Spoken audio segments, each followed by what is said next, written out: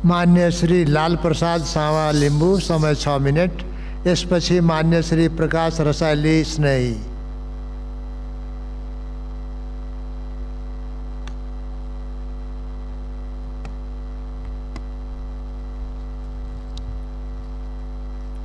सम्मान्य सभामुख महोदय, विनियोजन विधेयक 2079 अन्तर्गत केही मन्त्रालयहरूको बारेमा हामी छलफल गर्दैछौँ।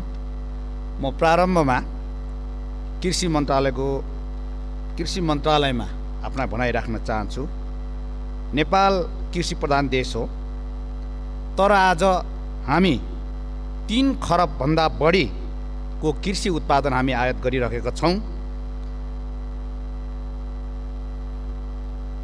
यतिखेर भर्खरै बजेट प्रस्तुत हुँदा अत्यन्तै महत्त्वका साथ कृषि उत्पादन आयातमा 30% घटाउने गरीको यहाँ प्रस्तुत भएको छ बजेटमा।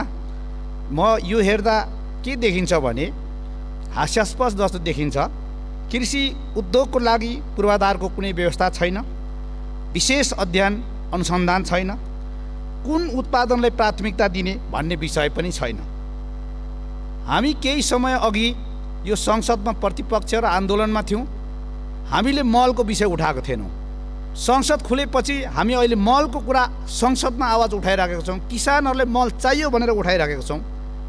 यतिखेर बल्ल संसदमा आवाज उठाएपछि कृषि मन्त्रीज्यूले थाहा भएछ नेपालमा मल छैन भनेर उहाँ मल किन्न विदेश जानुभएको छ अरे भन्ने आज भर्खर जानकारी भयो। मैले कृषिको सन्दर्भमा यति नै मात्रै राखेँ। अब म उद्योगतर्फ प्रवेश गर्न चाहन्छु। उद्योगको सन्दर्भमा हामीले धेरै विषयहरू यहाँ संसदमा प्रस्तुत भएको छ। यहाँ निजी क्षेत्रका हजारौँ उद्योगहरू छन्, केही सरकारी केही सहकारी समेत छन्। तर आज हाम्रो आयातको स्थिति के हो भन्दाखेरि 18 खरबभन्दा बढी रकमको हामी आयात गर्छौँ। निर्यात 1.5 खरबदेखि 2 खरबको दुःखले गरिरहेका छौँ र 16 खरबभन्दा ठुलो आकारमा हाम्रो व्यापार घाटा छ। यो नेपालको सिङ्गो बजेटभन्दा ठुलो आयात गर्ने मुलुक सायद नेपाल पहिलो हुनुपर्छ। म यसका निम्ति किन यस्तो भयो यो भन्ने बारेमा केही विषय राख्न चाहन्छु। खास गरिकन उद्योगको संरक्षण नीति छैन। उद्योग उत्पादन दर्ता खुला छ, जसले जुन उद्योग उत्पादन खोले पनि भयो। तर राज्यको लागि आवश्यकता के हो, कुन आवश्यक उत्पादन गर्नुपर्ने हो, त्यो विषयमा अध्ययन छैन र अनावश्यक उत्पादन बढी हुने, त्यसको बिक्री नहुने र आवश्यक वस्तुको अभाव हुने र आत्मनिर्भर भइसकेको क्षेत्रहरूमा लगानी बढिरहेको स्थिति छ। त्यसो भएको हुनाले आवश्यकताको अध्ययन गरेर मात्रै उद्योग खोल्ने व्यवस्था गर्दा राम्रो हुन्छ। यो नीतिगत सुधारका निम्ति मैले राखेँ। दोस्रो, सञ्चालित उद्योगहरूमा हामीले केही संरक्षणको नीति लिनु जरुरी छ। राष्ट्रिय तथा अन्तर्राष्ट्रिय क्षेत्रमा हुने विभिन्न खालका प्रतिकूल परिस्थितिहरू, महामारी, युद्ध, कोभिड जस्तो स्थितिले उद्योगहरू बन्द हुने स्थिति छ, रोजगार गुम्ने स्थिति छ। त्यो उद्योगहरू संरक्षण गर्ने राज्यले कुनै नीति लिएको छैन। त्यसकारणले राज्यले संरक्षणको नीति लिनु जरुरी छ। म केही नीतिगत सुधार गर्नुपर्ने विषय पनि राख्न चाहन्छु। नेपालको औद्योगिक उत्पादनको मुख्य प्रतिस्पर्धा, नेपालका धेरै हजारौँ उद्योगहरू छन्, त्यसका उत्पादनले प्रतिस्पर्धा गर्नुपर्ने क्षेत्रहरू कहाँ कुन देश हो भन्दा भारत र चीनद्वारा उत्पादित हुने वस्तुसँग प्रतिस्पर्धा गरिरहेको छ। त्यो देशहरूमा उद्योगलाई सब्सिडी दिएको छ, सहुलियत दिएको छ, उत्पादन सस्तो छ। तर नेपालका उद्योगहरूले सब्सिडी पाएको छैन, सहुलियत पाएको छैन, उत्पादन महँगो छ, त्यसले बजारमा प्रतिस्पर्धा गर्न सकिरहेको छैन। अर्को विषय, नेपालको अर्थतन्त्र अथवा इकोनोमीलाई रूपान्तरण गर्नका लागि समृद्ध नेपाल सुखी नेपाल बनाउने हो भने पुँजी र प्रविधि हामीलाई आवश्यक छ। एफडीआई ल्याउन जरुरी छ। तर अहिले दर्ता प्रक्रिया एकद्वार प्रणालीमा छ, तर अत्यन्तै झन्झटिलो छ।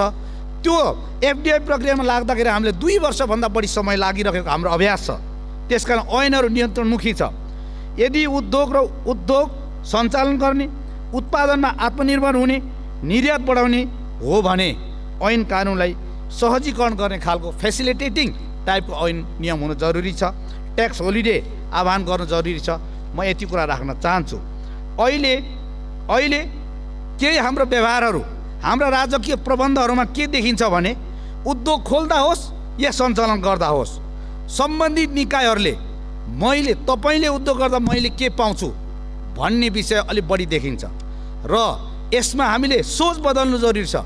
मैले होइन देशले के पाउँछ, मुलुकले के पाउँछ, यो सोच हामीले बदलेनौँ भने, जिम्मेवार नागरिक बनेनौँ, जिम्मेवार कर्मचारी, जिम्मेवार राजनीतिक दलका नेताहरू भएनौँ भने, राष्ट्र निर्माण गर्न हामीले सोच बदल्नु सकेनौँ भने कठिन छ। म यिनै विषय राख्दै थोरै नेपालमा अहिले भइरहेका र हामीले भोगिरहेका समस्या, पूर्वाधार विकास मुलुकको विकासको निम्ति सबभन्दा अहम विषय हो। यस विषयमा केही समस्याहरू छन्, जस्तै क्रसर उद्योग हामी सुन्छौँ खानीसँग सम्बन्धित छ। यो क्रसर उद्योगको एकदम हालतमा छ। अव्यावहारिक र अवैज्ञानिक मापदण्डको नीतिले कानुनसम्म दर्ता भएका उद्योगहरू नवीकरण हुन सकेका छैनन्। क्रसर उद्योगहरू गैर कानुनी ढङ्गले चल्न बाध्य बनाइएको छ, बिचौलियाको चलखेल छ। यो क्षेत्रले स्थानीय कर र अन्य राजस्व गरेर 50 अरबभन्दा बढी तिरिरहेको स्थिति छ, तर यसलाई व्यवस्थापन गर्नेमा सरकार उदासीन छ। सम्मान्य सभापति महोदय, त्यस्तै अर्को उद्योग क्षेत्र योसँग जोडिएका ट्रिपर व्यवसायहरूको हालत उस्तै छ। लगानी 20 अरब छन्, प्रत्यक्ष अप्रत्यक्ष रूपमा 50,000 भन्दा धेरै रोजगार दिएका छन्, वार्षिक राजस्व 10 अरब यो क्षेत्रले बुझाइरहेको छ। तर त्यो मान्य सदस्य मैले सकेँ। अब मैले यो दीर्घकालीन रूपमा मुलुकको रोजगार सिर्जना गर्ने, आयात घटाउने र मुलुकलाई आत्मनिर्भर बनाउने हो भने अघिल्लो सरकारका पालामा औद्योगिक क्षेत्रहरूको शिलान्यास गरिएको थियो, अध्ययन सम्पन्न भएको थियो। झापाको दमक, हेटौडाको मयूरधाम, रूपन्देहीको मोतीपुर, बाँकेको नौवस्था, कैलालीको हरैया, कञ्चनपुरको दैजी छैला क्षेत्रका औद्योगिक ग्रामहरू निर्माणको निम्ति यो बजेटले ध्यान दिनुपर्छ भन्दै मैले अन्तिममा मैले सभामुख महोदय, हाम्रो अघिल्लो सरकारकै पालामा धवदी फलाम कारखाना कम्पनी लिमिटेड खोल्ने गरेको अध्ययन सम्पन्न भएको छ। त्यो क्षेत्रमा 123 मिलियन टन फलामको र मेटेरियल उत्पादन निकाल्न सक्ने स्थिति छ। मैले किन यो विषय जोडिरहेको छु भने आज नेपालमा अहिले प्रति वर्ष फलामजन्य र स्टिलसँग जोडिएका कच्चा पदार्थ हामी 1 खरब 75 अरब मैले सकेँ 1 खरब 75 अरब बराबरको स्टिलको वस्तुहरू हामी आयात गरिरहेका छौँ। तर हामीले यो बजेटद्वारा त्यो उद्योग सञ्चालन गर्ने प्राथमिकता दिउँ भने त्यो आयात रोकिन्छ र निर्यात प्रतिस्थापन गर्न सकिन्थ्यो भन्ने विषय मैले राखेँ। यति विषय राखेर मेरो भनाइ अन्त्य गर्छु। धन्यवाद।